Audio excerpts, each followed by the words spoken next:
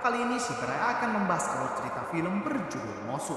Bercerita tentang satu-satunya pasukan khusus muslim yang sampai saat ini terus memburu ISIS untuk keluar dari kotanya. Oke, tidak usah berlama-lama, bagaimana alur ceritanya? Mari kita saksikan sampai selesai.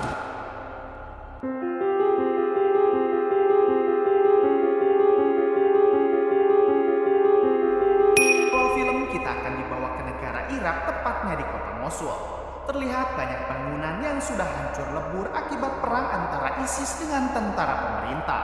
Saat itu ISIS sedang gencar-gencarnya setelah masa pendudukan mereka yang diisi dengan teror, pemerkosaan, serta pembantaian tanpa henti kepada warga sipil serta pemerintah. Satu-satunya pasukan yang sampai saat ini terus memburu kelompok ISIS adalah pasukan yang disebut dengan tim SWAT Niniwe, yaitu terdiri dari pasukan khusus kepolisian Irak.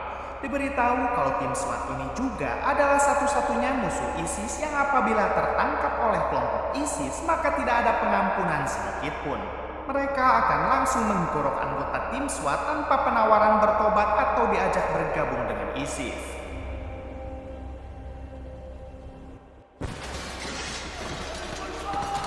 Kemudian adegan memperlihatkan 3 orang polisi lokal yang saat ini sedang terdesak oleh kelompok ISIS.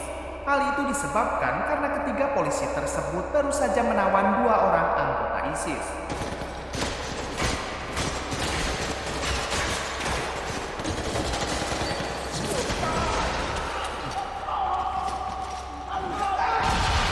Setelah peperangan yang cukup lama, akhirnya ketiga polisi itu sudah mulai kehabisan amunisi sehingga dapat dipastikan mereka akan segera dibantai. Namun tiba-tiba terdengar suara tembakan dari arah lain dan anehnya tembakan tersebut tidak mengarah kepada mereka. Satu polisi muda bernama Kawa mencoba mengecek rekan polisinya yang kebetulan itu adalah pamannya sendiri. Sayangnya si paman sudah tewas akibat tertembak di peperangan barusan. Kini yang tersisa hanya Kawa dan satu temannya yang bernama Jamal, ini orangnya. Setelah suara tembakan mereda, Kawa mencoba melihat situasi yang ternyata mereka baru saja diselamatkan oleh pasukan tim SWAT. Kawa dan Jamal cukup terkejut dengan hadirnya pasukan tim SWAT. Karena menurut kabar yang beredar, semua pasukan tim SWAT sudah dibantai ISIS saat sedang menjalankan misi. Akan tetapi kenyataannya sebagian tim SWAT masih hidup dan sekarang dipimpin oleh seorang mayor bernama Jasim. Di sini Mayor Jasim bertanya kenapa ada polisi lokal yang berperang di wilayah ini.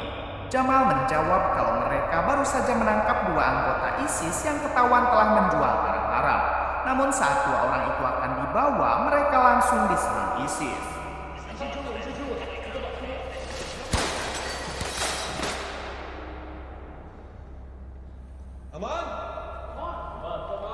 Kemudian Mayor Jasim bertanya kepada Kawa berapakah umurnya dan sudah berapa lama ia menjadi seorang polisi. Kawa mengatakan kalau ia masih berusia 21 tahun dan jadi polisi baru 2 bulan kemarin. Mendengar hal itu, Mayor Jasim cukup kagum kepada Kawa. Karena Kawa masih minim pengalaman, namun ia sudah mempunyai skill berperang yang baik. Lalu kemudian memperlihatkan tim SWAT yang tanpa ragu langsung menghabisi 2 anggota ISIS yang sebelumnya Kawa dan Jamal tangkap. Setelah itu Mayor Jasim meminta identitas Jamal dan Kawa untuk dicek di daftar nama apakah mereka berdua merupakan anggota ISIS. Hal itu disebabkan karena banyak dari anggota polisi juga yang sebenarnya bersekongkol dengan kelompok ISIS. Namun setelah diperiksa ternyata Jamal dan Kawa tidak tertera di dalam nama daftar tersebut. Artinya mereka berdua bukan bagian dari anggota ISIS yang merupakan musuh tim SWAT.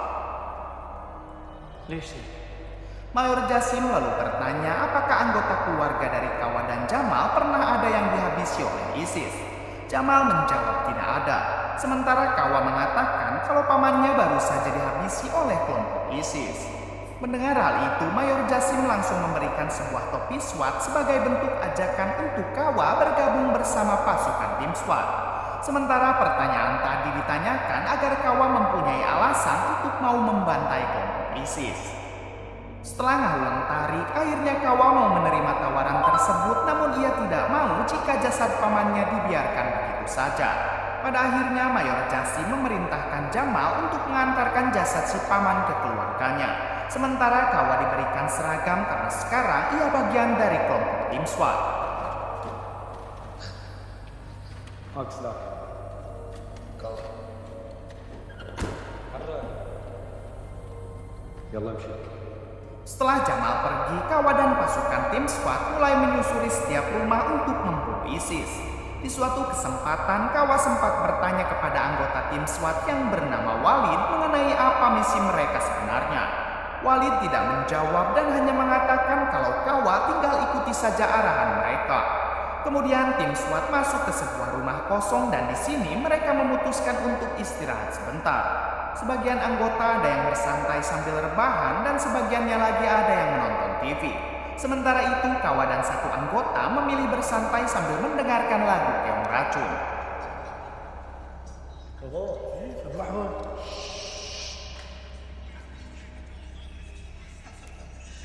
Tak lama dari itu terdengar sebuah mobil yang mengarah ke arah mereka. Kawa dan Mayor Jasim langsung melihat mobil tersebut. Ternyata mobil itu adalah mobil polisi yang sedang dikendarai oleh Jamal, yaitu rekan polisi Kawa yang sebelumnya membawa jasad si paman. Jamal yang ternyata seorang pengkhianat memberikan petunjuk kepada kelompok ISIS kalau tim SWAT berada di daerah ini. Kemudian datang mobil ISIS yang tiba-tiba langsung meledak. Ledakan tersebut berhasil menghabisi satu anggota tim SWAT yang bernama Ocin. Oleh karena itu, Mayor Jasim sempat menuduh Kawa adalah seorang pengkhianat sama seperti Jamal. Anggota tim SWAT yang lain segera menenangkan Mayor Jasim karena mereka percaya kalau Kawa tidak sama seperti Jamal. Setelah semuanya tenang, akhirnya Mayor Jasim percaya kepada Kawa dan ia menitipkan ponsel milik Ocit kepadanya. Mayor Jasim mengatakan kalau Kawa harus menjaga ponsel tersebut sampai ponsel itu diberikan kepada keluarga Ocit. Kemudian pasukan tim SWAT membawa jenazah Ocit masuk ke dalam mobil. Lalu mereka mendoakan Ocit. Setelah itu mereka akan kembali lagi melanjutkan perjalanan ke sebuah tempat yang akan mereka tuju. Sebelum itu Mayor Jasim menjelaskan kalau mereka diberi dua pilihan. Yang pertama, mereka harus melewati wilayah berbahaya. Sementara pilihan yang kedua, mereka harus melewati pos penjagaan polisi federal namun dengan jalan yang memutar. Setelah bermusyawarah, akhirnya pasukan tim SWAT memilih jalur yang lebih aman, yaitu melewati pos penjagaan polisi federal.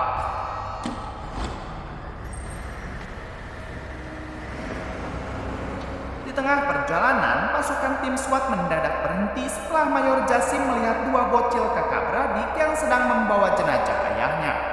Di sini Mayor Jasim menawarkan tumpangan kepada kedua bocil tersebut sampai ke perbatasan. Namun kakak dari bocil itu menolak karena sebelumnya ia sudah berjanji kepada ayahnya akan menguburkan jenazah sang ayah.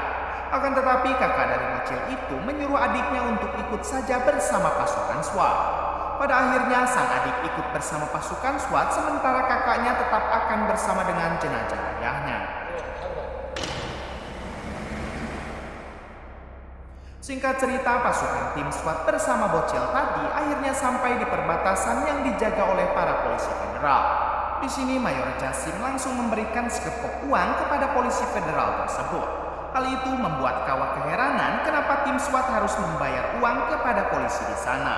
Setelah itu tim SWAT menurunkan jasad Ocit lalu disimpan dengan para jasad korban lainnya yang juga tewas akibat peperangan melawan kelompok ISIS. Ternyata tujuan Mayor Jasim memberikan segepok uang tadi yaitu untuk menitipkan jasad Ocit agar bisa dikuburkan dengan layak oleh para polisi federal. Kemudian Mayor Jasim menghampiri satu keluarga dan langsung menawari mereka sejumlah uang, yaitu dengan syarat keluarga tersebut harus berjanji akan merawat si bocil yang tadi mereka bawa. Singkat waktu, pasukan tim SWAT kembali melanjutkan perjalanan. Di sini Kawa yang terus penasaran mencoba bertanya kembali apa sebenarnya misi mereka. Namun semua hanya diam, lalu Mayor Jasim menyuruh Kawa untuk mengecek semua foto di dalam ponsel Ocin. Saat ponsel itu dicek, ternyata berisikan foto-foto pembantaian pasukan tim SWAT terhadap kelompok ISIS. Kemudian Mayor Jasim juga menyuruh Kawa membuka video yang ada di ponsel tersebut sambil menceritakan kalau itu adalah kakak kandung Ocin. Ternyata kakak kandung Ocin sebelumnya sudah dieksekusi mati oleh kelompok ISIS. Di sini Kawa akhirnya berspekulasi kalau pasukan tim SWAT ingin balas dendam kepada ISIS atas kematian keluarga mereka. Kini pasukan tim SWAT memasuki wilayah berbahaya dan terlihat warga sipil yang berbondong-bondong meninggalkan wilayah tersebut. Tak lama kemudian, para warga sipil satu persatu ditembaki oleh sniper kelompok ISIS.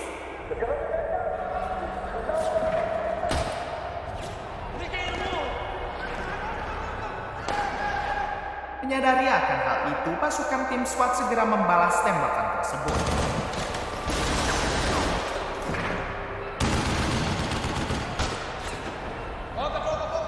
Akan tetapi di insiden ini, satu anggota tim SWAT berhasil dihabisi oleh musuh.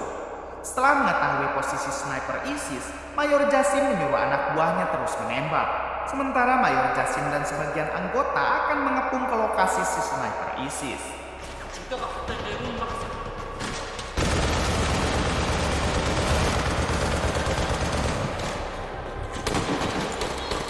Pada akhirnya mereka dapat menghabisi dua sniper ISIS yang dari tadi terus merepotkan tim SWAT. Setelah mengamankan lokasi, Walid anak buah Mayor Jasim menunjukkan sebuah gedung yang akan mereka tuju. Namun entah kenapa Walid langsung merasa gelisah setelah melihat gedung tersebut. Mayor Jasim mencoba menenangkan Walid sambil mengatakan kalau mereka pasti bisa sampai ke gedung itu. Kemudian Mayor Jasim menyuruh Walid untuk segera mengecek rute terbaik menuju ke gedung tersebut. Sementara itu, Kawa terlihat sedang memperhatikan seorang ibu yang anaknya baru saja dihabisi oleh kelompok ISIS. Di sini Kawa merasa kalau kekejaman mereka memang harus segera dihentikan. Setelah itu, Kawa berselfie dengan salah satu anggota sniper ISIS yang tadi mereka habisi. Namun Kawa dibuat terkejut karena orang itu ternyata masih hidup. Kawa sempat ingin menghabisi orang itu dengan kapaknya. Namun Mayor Jasim melarang dengan alasan biarkan orang itu merasa kesakitan sampai ajalnya datang.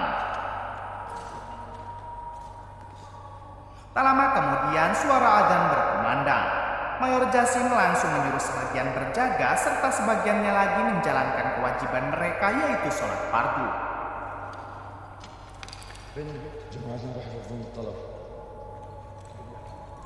Menunaikan sholat, tiba-tiba Walid memanggil Mayor Jasim.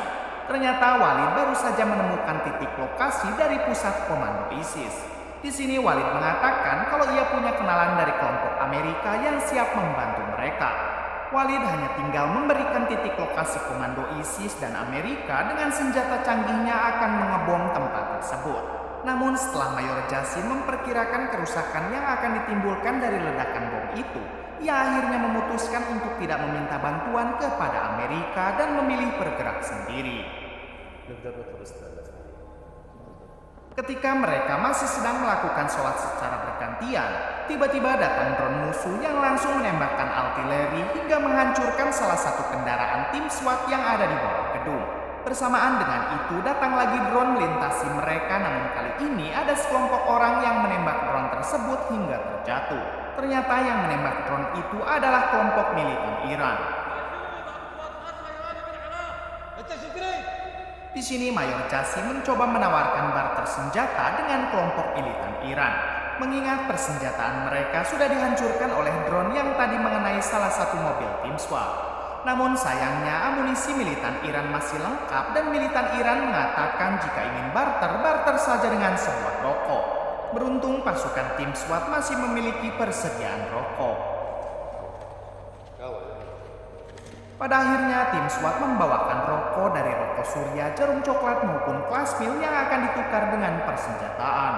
Setelah bertemu dengan pemimpin militan Iran, Mayor Jasim mencoba bernego. Hingga pada akhirnya mereka sepakat dengan barter satu kotak rokok ditukar dengan satu senjata. Setelah itu Mayor Jasim meminta izin untuk melihat beberapa tawanan yang saat ini sedang ditawan oleh pasukan militan Iran. Mayor Jasim dibuat terkejut karena salah satu dari tawanan itu adalah Jamal, yaitu rekan polisi Kawa yang sebelumnya telah berkhianat. Di sini Mayor Jasim meminta kepada pemimpin militan Iran untuk membawa Jamal. Namun bersamaan dengan itu tiba-tiba Kawa langsung menghabisi Jamal dengan kapaknya.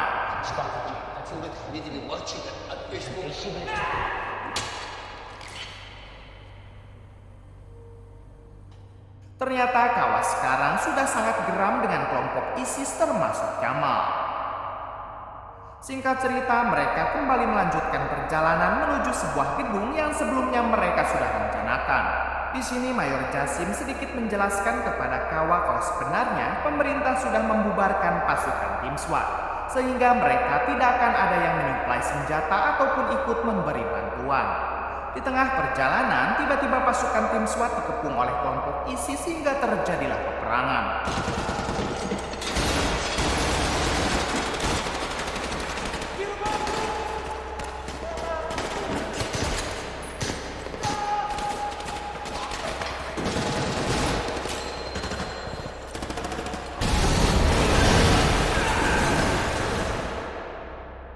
Di insiden ini, satu anggota tim SWAT harus gugur sementara Kawa terkena reruntuhan. Beruntung Kawa masih selamat dan segera diobati.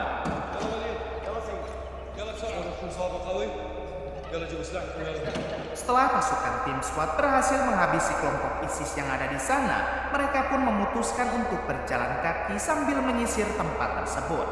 Karena mau tidak mau, untuk sampai ke gedung yang dimaksud, mereka tetap harus melewati pusat komando ISIS. Ketika mereka sedang mengambil jalan pintas dengan masuk ke salah satu gedung, ternyata di sana sudah ada kelompok ISIS hingga terjadilah kebrutalan. Beruntung tim SWAT berhasil menghabisi mereka, walaupun lagi-lagi tim SWAT harus kehilangan salah satu anggotanya.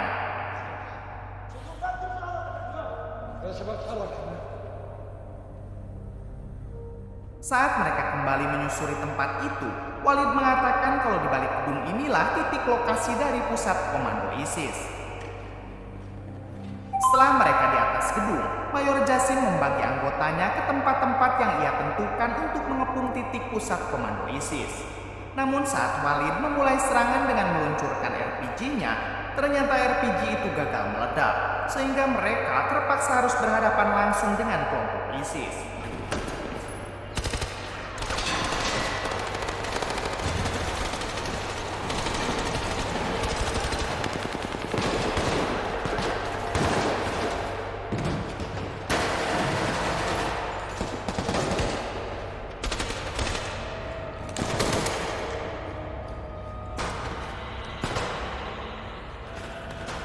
Setelah peperangan yang panjang, pada akhirnya tim SWAT berhasil mengambil alih pusat komando ISIS, walaupun beberapa anggota tim SWAT juga harus ada yang tewas. Sebelum pergi menuju ke gedung yang dimaksud, Mayor Jasim memerintahkan anggotanya untuk beristirahat sebentar.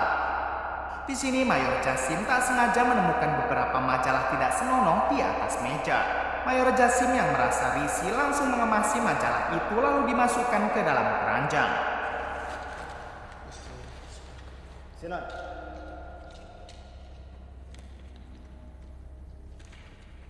Namun saat keranjang itu akan dibuang ke tong sampah, tiba-tiba ternyata ISIS sudah memasang jebakan bom yang sekarang mengakibatkan Mayor Jasim harus gugur. Melihat kenyataan itu, Walid langsung menangis sejadi-jadinya karena pemimpin mereka kini telah tiada. Di tengah kesedihan itu, Kawa berdiri lalu dengan tegas mengajak semua anggota yang tersisa untuk melanjutkan perjalanan mereka ke gedung yang dimaksud.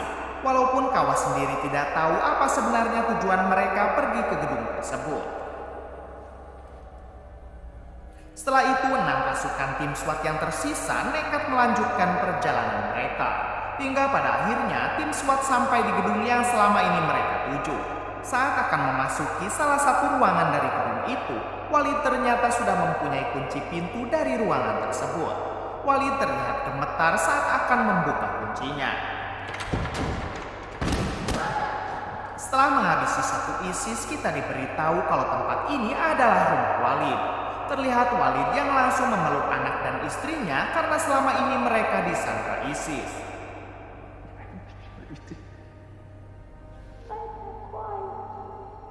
Kemudian salah satu anggota mengatakan kalau misi mereka sebenarnya adalah menyelamatkan keluarga anggota tim SWAT yang hampir semuanya kini berada di tangan ISIS.